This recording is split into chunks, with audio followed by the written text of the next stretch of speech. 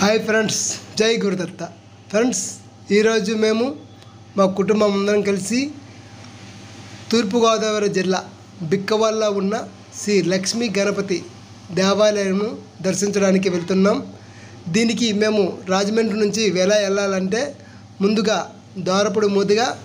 దారపుడు నుంచి కరెక్ట్గా 10 కిలోమీటర్ దూరాన ఈ బిక్కవల్లో గ్రామం ఉంది. ఈ యొక్క ఆలయానికి దేశ విదేశాల నుంచి వస్తారు. మన భారతదేశం దేవాలయాలకు నిలయం అనే విషయము మన అందరికీ తెలుసు.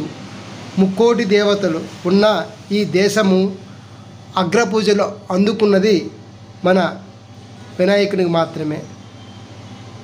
ఈ యొక్క గుడికి ఇంత ఆదరణ ఉండడానికి ముఖ్య కారణం ఏమిటంటే, మనకు ఏవైనా తీరని కోరికలు ఉంటే ఈ యొక్క ఆలయానికి వచ్చి నేరుగా స్వామివారి చెవులలోనే మన కోరికలు చెబితే అవి తప్పనిసరిగా నెరవేరుతాయి.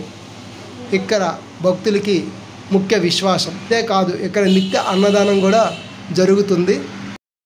మేము రిటర్న్ వచ్చిన సమయంలో మా ఇంటి పక్కన ఉన్నవాళ్ళు అన్ఎక్స్పెక్టెడ్గా మార్గ మధ్యలో మాకు కలవడం జరిగింది. అసలు అంత షాక్ అయిపోయారు.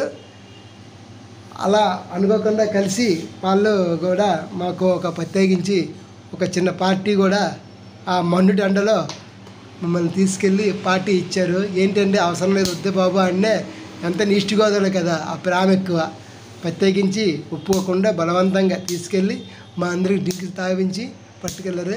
అదేనండి తూర్పుగోదావరిలో అంటే చాలా మంచి మనసున్న మనుషులు. నాకు రాజమండ్రి నుంచి ట్రాన్స్ఫర్ అవ్వడం ఎంతో బాధ అనిపించింది. కానీ ఉద్యోగరీత్యా తప్పదు. మరియు అటువంటి మంచి మనుషుల్ని కూడా విడిచి రావడం ఇంకా చాలా బాధ. విశ్వ